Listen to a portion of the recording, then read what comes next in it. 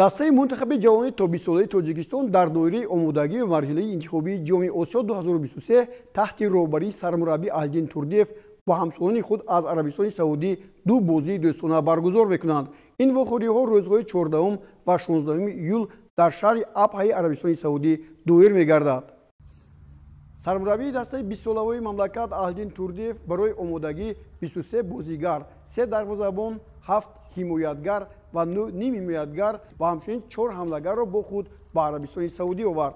اینها سهرابخواجه یوسفوف از خوجند، سفرمد غفوروف، رگری تداز، شاوبین محمودزاده از دینامو دروازه‌بان‌ها، حمایتگران فخرالدین احتموف، مهربان عبدالرؤوف، صادقجان قربانوف، رحمتشاه رحمتزاده، شهریار عنایت الله، روزی محمد عبدالرحمنوف همه از دینامو، اسدبک زیازاده از استرافشان، نیم حمایتگران امدانی کمالوف، رایو مهداونده اسپانیا، عزیزبک دلیف، بیژن نشانبایزاده، مهراب اسویف، فتحالله علیم-زاده همه از دینامو، عزیزبک حییتوف، ابراهیم زوکیروف هر دو از رگری تداز، عبدالله شریفوف از کلوب مرکزی ورزشی ارتش، امیرجان فروخزاد، روشن کلوب، حمله‌گران دلیر شریفوف متالورگ از ازبکستان، محمد علی عزیزبویف از خوجند، سنت الله عزیزوف دینامو، سلام اشورمادوف به باشگاه.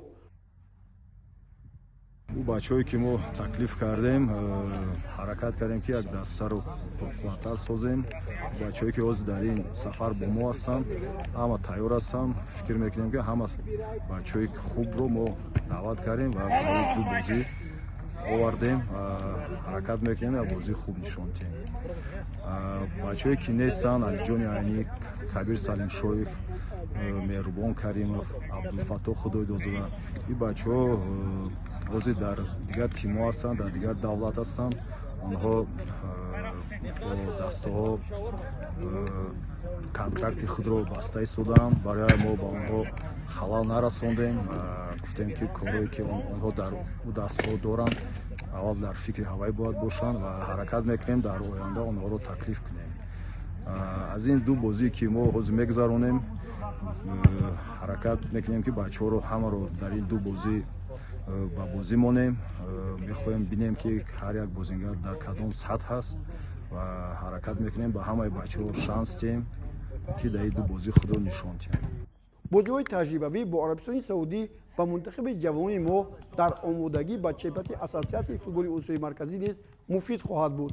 در بازی‌های انتخابی جام آسیا 2023 منتخب جوان تاجیکستان در گروه ای با تیم‌های ملی کامبوجا، لبنان و سنگاپور از 14 تا 18 سپتامبر در شهر دوشنبه بازی‌های خود را دایر خواهند کرد.